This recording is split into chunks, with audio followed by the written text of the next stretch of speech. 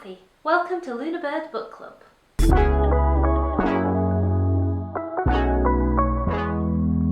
Hi, so this morning I want to talk about reading classics.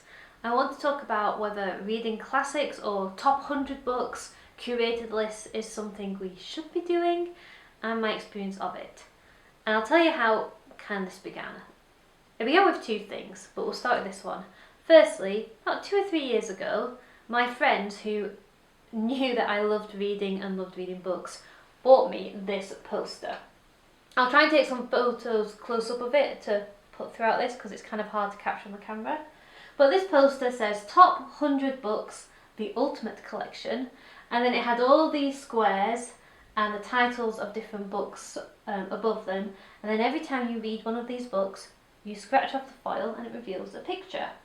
So I've been working through this list for I think perhaps the last 2 or 3 years, going very slowly. And it's been a real enjoyable experience. So these aren't just the classics, these have contemporary books as well.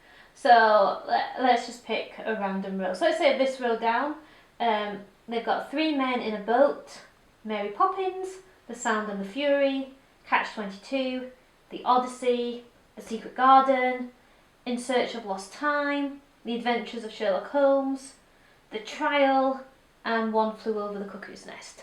So you can see there's a mixture of like contemporary fiction, children's fiction, adult fiction, and classics in there. So I've been working through this list, and on top of that, I've also been doing, I've just completed a degree in English literature and creative writing, and that also involved reading, I guess what you call the canon, the official best books or most critically acclaimed books, and we kind of looked, in my course, the curriculum covered literature from like the Tudor period, so 1600s, through quite an extensive module on Victorian literature, to contemporary fiction, and we also included a really fascinating module that was hard work but very much worth it, called Literature in Translation, that focused exclusively on works that have been translated into English from other languages, which meant I feel like we read quite a diverse curriculum of books. So I feel like I've spent the last 2 or 3 years reading a lot of classical literature that I perhaps might not have done if it hadn't been for this poster and my curriculum at university. And I have found it to be a really rewarding, fascinating and entertaining experience. But it's got me thinking recently about the worth and value of reading books that are deemed to be classics or top 100 books or best books, however you want to deem that. Because there's quite a lot of conversation going on around that at the moment, and conversation about who decides what's a classic and who gets to study them, who gets to write them, who gets to read them, who gets to be part of the conversation of them. And I wanted to chip in and say my piece. I think maybe before I go any further into this video, I should explain by what I understand a classic to be, or a literature of canon. So like the canon refers to like the official literature. So like we talk about the canon for the Bible, what books officially belong in the Bible. There's also canon in terms of fandoms. So if something happens in a Star Wars movie, it's officially canon, it officially happened, it's officially part of the story. So the canon in literature kind of means texts that are almost officially, although who officiates them, who knows, officially approved as works that define a literature movement or exemplify a literature of a particular time or place or style or culture. But how I understand what makes a classic text or a top 100 book in a more relaxed language are these are the books that have a popularity that lasts beyond their initial time frame. So books that people come back to 30 years later, 40 years later, 50 years later, and are still enthralled by them. There also can be books that exemplify a particular writing style or writing movement, like modernism, postmodernism, surrealism, memoir, something that really shows a writing technique or style to a very high standard. And I guess with that, there are also books that are critically acclaimed, so books that are deemed to have value by people who spend their life assessing such things. And those are generally the things that make a classic book. So that comes with a question about privilege, because typically the people who sit in the literary critic seat are people who've had privilege to have the education, the wealth, the job position to be able to do that. And a lot of people who've had the time to write and curate books, especially throughout history, are people who've had the privilege to be able to sit and dedicate themselves to their art. So I know one thing that puts people off from reading classics or from reading classics is it's just the same bunch of old white men talking about issues that could only concern rich white men who don't have other pressing concerns on them. And I admit there are some books on this list that I struggled with because I'm somebody of responsibility in that I have a child that I have to take care of every day. I have bills to pay, I have a home to manage, I have people I care about who rely on me, and friends who I can also rely on them. So I live my life in community, I live it with responsibility, I live it with limitations. So sometimes if I'm reading a book, let's say like On the Road, which is part of this list, On the Road by Jack Kerouac, I struggled with that because I didn't get into the sense of adventure of a man. I'm just going to travel around America and cause great dramas and then just drive away again and leave it behind, and there's always a new horizon to chase. That book didn't appeal to me because I didn't get the sense of, ooh, what a wonderful adventure. I just got the sense of, wow, there's a lot of women left behind to deal with really difficult situations that you've come in and made worse and then left again. You know, it didn't appeal to me because it's unrelated to how I live. And I understand not wanting to read those, I really do. So privilege does play a part. There's a certain privilege in the kind of person who's allowed to dedicate themselves to their art, and there's levels of privilege that allows certain people to speak into the conversation about what art means and the value of it and what it's saying about our society as a whole. And like even as I'm recording this video, you know, it's only been recently in the news that our government, Prime Minister, are again questioning whether degrees like English literature and the arts and the social sciences have any value, that whether the government should be investing for people like me to go to university and study the arts.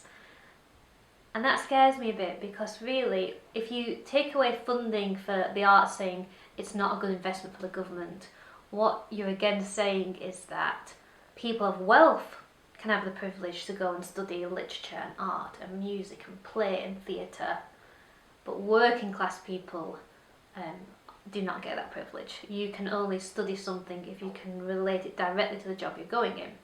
And again, that also presumes that working class people do not get jobs in the arts either, or that their degrees do not lead to a whole myriad of skills and experiences that transfer into all kinds of industry, and ignores the fact that during the pandemic we all relied on books, TV, film, music to get us through quite a tough time.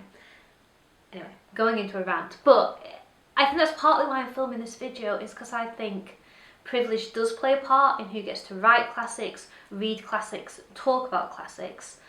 And I really passionately, strongly believe that working class people need to be involved in that conversation, and loads of people from other demographics too, of course, but I guess I'm on my working class hobby horse right now. And part of that is because I think literature that comes from people and is read and explored by people who have things like responsibilities, like families who rely on them every day, children and friends and neighbours, people who live their life as part of a community, people who have limitations in what they can spend, limitations in where they can go, limitations in what they can do. These people write fantastic stories that speak to many, many hearts, and also these people have great They also are people of inspiration, intelligence, insight, wisdom, wit, and they need to be a voice in the conversation.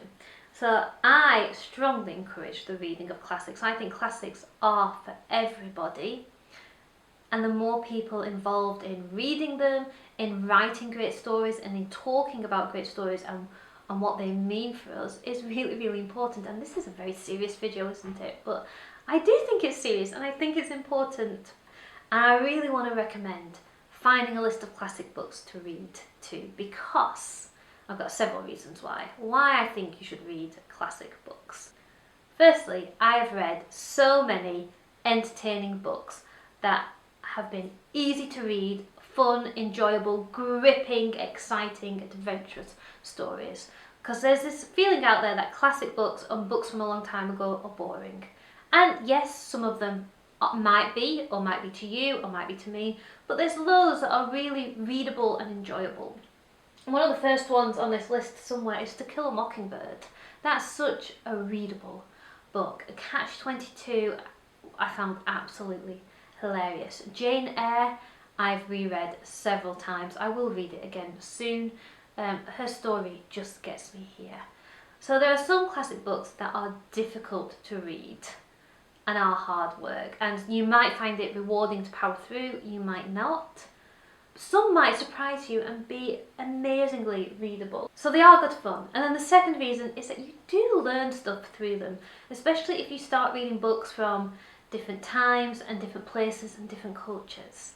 I think learning about different places through their stories is a really easy way to learn about what a culture values, what it doesn't value, what it likes, what it dislikes, what challenges they're dealing with, what their triumphs are, how they manage their families, how they relate to religion or politics. All of that can come through a story without ever sitting you down and explaining things to you textbook style. So yeah, I love learning about, what can we say, you read Kafka and you kind of get a sense of an oppressing bureaucratic government and what that feels like, even without being told what the government was like at that time. Or you read the Poisonwood Bible, and you find out about colonialism and Africa in quite an immersive story. I guess the other reason why I love reading classics is I'm discovering more and more about what I really love to find in books. So yeah, I admit stories like On the Road by Jack Kerouac didn't get me much. But I have discovered stories that I really, really love. I've discovered that I really love books written by women in the early 20th century. So like Virginia Woolf, Mrs. Dalloway, up to the 1940s. I read The Feast last year and it was just beautiful. So I'm learning that I have taste in books. So if I see a book that's written in that time period and kind of covers certain topics, I know there's a good chance that I'll really enjoy it and get on with it. Oh, yeah. And the other cool thing about reading classics is that you get to see how stories relate to one another. So yeah, books are full of Easter eggs. They're full of little hints and nods to other works of literature. And after a while, it's like the stories themselves are almost talking to one another and building upon one another. And if you're just a geek like me, it's really cool to follow those threads of thought and argument and counter-argument through different books. So like, the example that we learned a lot about in university was like modernist literature and postmodernist literature. They're really talking to one another. I'd love to do a whole video about that. And you know, before I started reading those works, I had just this idea that postmodernist books were just smug and annoying and didn't really have anything to say, but thought they were being really clever about it. And I wasn't like completely wrong, but now I kind of get that postmodernist books are about a disillusionment, where there'd been this belief in the early 20th century that religion was dead and science and reason was now going to lead us into a new enlightenment that was going to be for everyone. And then World War II happened, and those new beliefs were dashed, I guess, or disappointed. And postmodernist literature is a literature that comes after World War II that kind of addresses that. Man, we thought we'd found a new way, but now we've just witnessed some of the greatest atrocities that have ever been committed in the history of the world. And so what's left for us? So they're books really about searching for a new hope, or trying to reconcile the idea of living perhaps without hope. And you know, I'm going off completely at a tangent here, but now I understand them in that context. And when I read them, what fascinates me is that even in the most cynical, smart aleck, postmodernist work, the hope for something better is never fully extinguished. It's always there in part. They're not actually bleak books, or they try to be. They try to hide it. Every little postmodernist book, Slaughterhouse 5, Catch-22, The Unbearable Lightness of Being, they can't help it. They all have a little bit of hope in there too, a hope for meaning, a hope for connection, a hope for purpose. It's there, and now I find their books really endearing and important. And I love reading them, but they're talking very much in their style, in their content, to the books that were written in the early 20th century. They're almost like talking back to them. I love that. I love the way stories interconnect with one another, and the more you read about the big texts that influenced different eras or times or movements, the more you understand how stories connect. And I love learning about that. And hopefully in the future I'll do more videos on this. I would love to take us through some of these and give more in-depth reviews, so that is in my plans in the future. And the other interesting thing, so even though I talked earlier on about privilege, and only certain groups of people get to write classics or read classics or study them or talk about them, actually through reading this list and my curriculum at university, I read more widely last year than I think I've ever done before. So I took a list, and I realised that last year, because of this, I read books from at least 21 different countries last year, which I'm quite pleased with, that I sampled works of literature from such a variety of countries, from Brazil, Argentina, I've completely forgotten the names of all countries, Japan, Korea, obviously England, Ireland, Wales, America, France, Poland, Spain. So yeah, I feel like I read more widely last year than I would have done otherwise. And I also read more through time as well, so I counted, and I'd read at least 2 books from every decade for the last 120 years. And then I read a handful of books from the 1800s, a couple of books from the 1600s, and then one book, The Art of War, so like 500 BC. That was hard to plot on a graph, but yeah. So reading classics helps you to read from different cultures and from different times, which I absolutely love doing. So yeah, I do recommend reading classics, trying to have a go at reading through a top 100 books list. My approach to this, if you're thinking about doing it yourself, I mean, to be fair, I was thrust into this challenge because somebody bought me the poster for my birthday. And I know I could have just scratched off the tiles anyway and just had it as a piece of art in my house. I could have done that. But I wanted to go with the challenge, it seemed really fun. So how I've approached this, so it didn't get too overwhelming, is I've done this mostly through audiobooks. So I'm on Audible, and I tend to use my monthly credit working through this list. So that means in books which have difficult to pronounce names or hard chapters to get through, I don't have to put the work in. The narrator puts the work in for me, and I just get to absorb the story. And I listen to this a lot whilst I drive. So my driving time for the last couple of years has been filled with classic stories, which has been really good fun. So I take my time. It's only about 1 book a month that I go through, if that. I also DNF ones that really aren't working for me. So I gave up on The Magic Mountain. What else did I give up on? I'm sure I've given up on more than that. Oh, Les Miserables. I know people love it. I just didn't get on with it. And I also gave up on War and Peace. I got about 10 hours into it, and I just didn't really care about anybody, so I stopped reading that one. And there's like Lolita, I'm not going to read. I've read about it. I understand why it was written. I understand where they're coming from.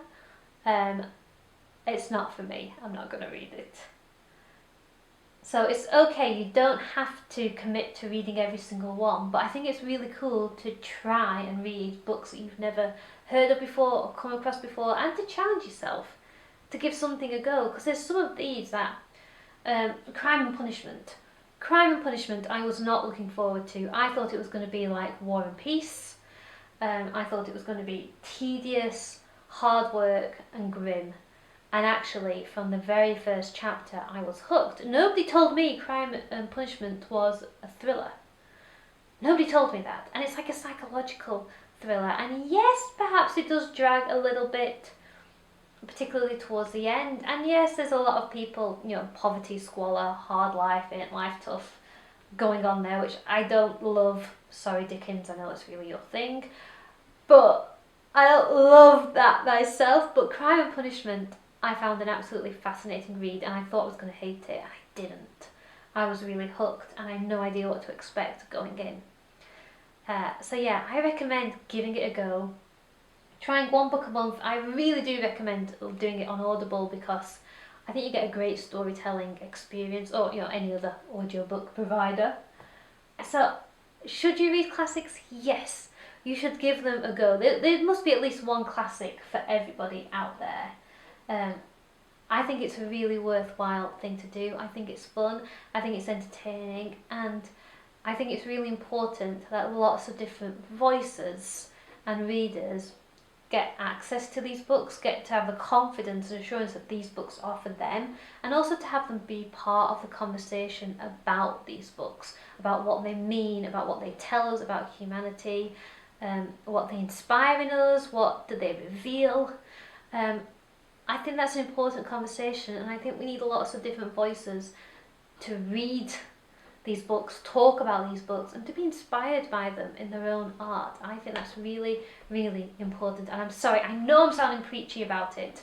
I do get preachy about things. I'm preachy about this. I'm preachy that lots of voices are needed to contribute to the arts.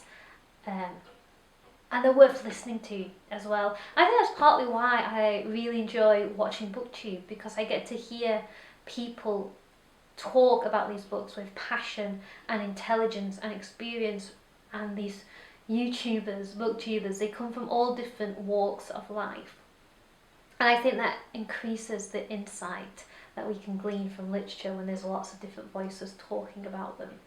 So yeah, that is my preach for today. I hope you've enjoyed this sermon about why we should read classics and why it's important.